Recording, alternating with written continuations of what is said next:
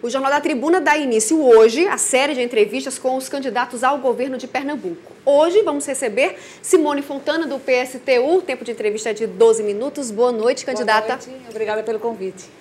Então vamos começar. A senhora tem falado que seu partido não espera a mudança da política através do voto, mas através de uma revolução. Mas nós estamos num período eleitoral onde a principal arma do eleitor é o voto. Então, o que quer dizer, então, essa declaração?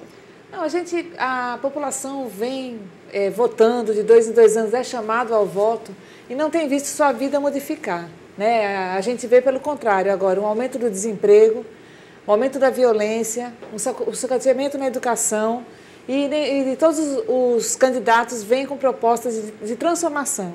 Mas, na verdade, eles não vão modificar a raiz do problema, que é o capitalismo, né, que se utiliza da exploração da classe trabalhadora para poder cada vez mais enriquecer as pessoas que já são mais ricas. Então, nossa candidatura está a serviço dessa transformação social. E o voto nas nossas candidaturas fortalece esse projeto de sociedade que a gente quer construir, que é uma sociedade socialista.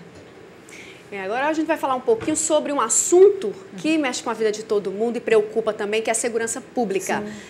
Os Estados Unidos têm uma indústria bélica fortíssima e tem crescido um movimento civil a favor do desarmamento. A senhora, o seu plano de governo, vai seguindo aí na contramão mais ou menos disso, pregando uma autodefesa da população. O que seria essa autodefesa? Seria a legalização do porte de arma? Na verdade, o nosso projeto em relação à segurança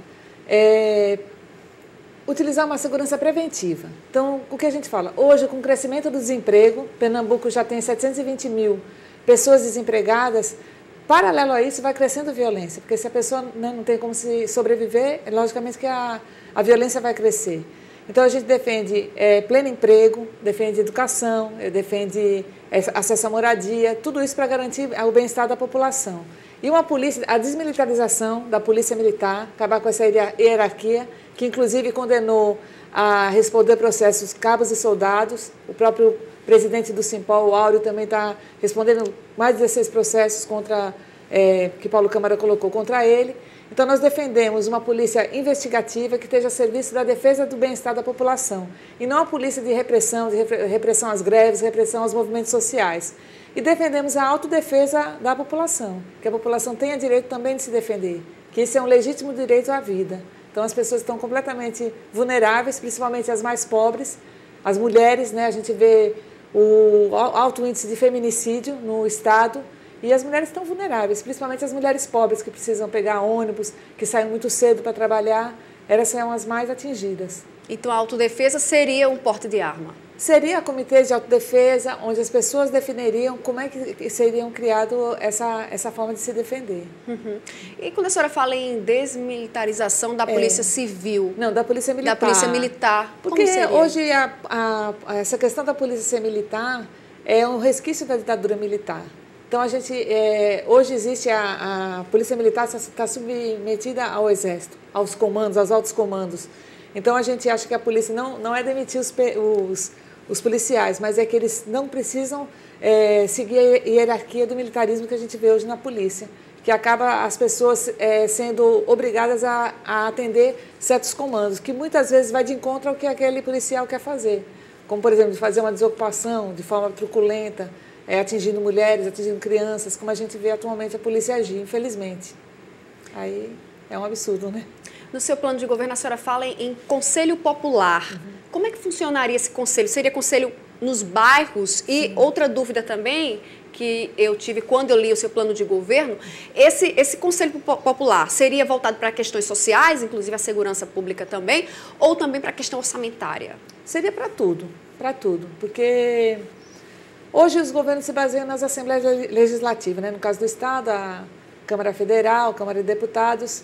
E o que a gente vê, que a população vê atualmente, é que esses deputados acabam atendendo ao setor privilegiado da sociedade, que são os ricos, os empresários, e a seus próprios privilégios, com auxílio de todo tipo, auxílio paletó, auxílio moradia. Então, é uma assembleia de privilégios. E a população que vota nesses deputados não vê muitas vezes seus problemas serem resolvidos. E a gente vê também a população se organizando nos bairros, às vezes reivindicando creche, reivindicando hospitais, reivindicando quando acontece de uma pessoa ser presa, elas reivindicam porque sabem que aquele rapaz não é um bandido. Então, a população sabe se organizar. Então, a gente quer que nos bairros elas se organizem em conselhos populares para elas definirem o que fazer com o orçamento do Estado, com todo o orçamento que a gente tem. Nos sindicatos, os professores, os trabalhadores da saúde também dá o direcionamento do que eles querem para a saúde, o que eles querem para a educação, os policiais se organizarem para saber qual é a melhor forma deles defenderem a população.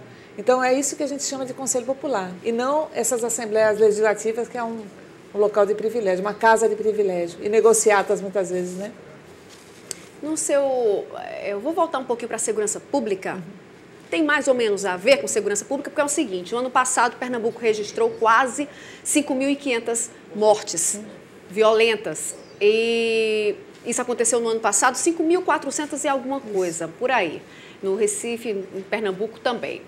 E grande parte, então, dessas mortes tem relação com as drogas. Isso. Seja através de uma relação direta com o tráfico de drogas ou um cidadão comum que acabou sendo vítima do tráfico de drogas porque foi vítima, por exemplo, num assalto praticado por um dependente químico.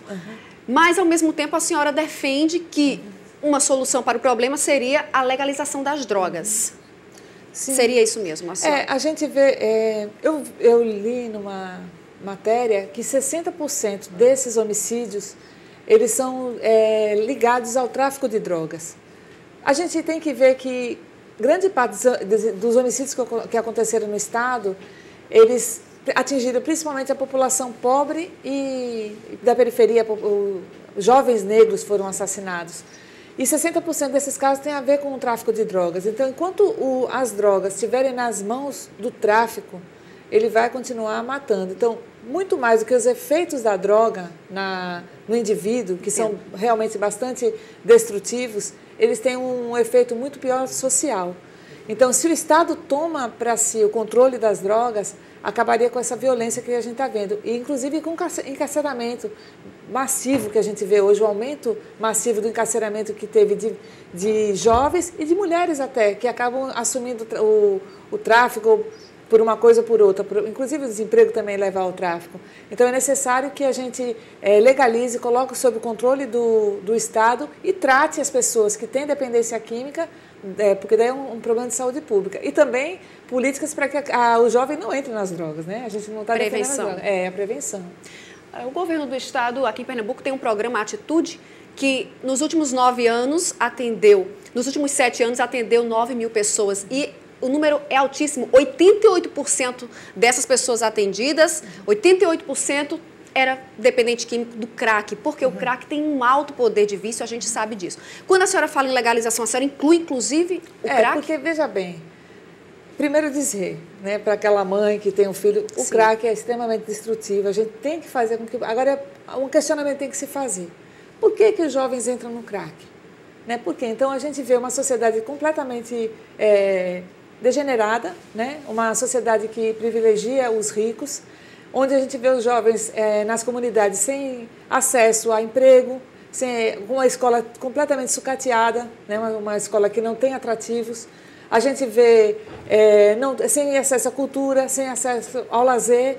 Então, acaba a droga sendo uma forma de escape dessa realidade. Então, se a gente criar políticas para que esse jovem não precise entrar, não entre nas drogas, a gente vai não vai precisar gastar tanto dinheiro quanto se gasta com as consequências, que, na verdade, é pouco investido, na verdade, na recuperação desses jovens. Eles são praticamente vítimas da violência do tráfico e, muitas vezes, da violência da própria polícia.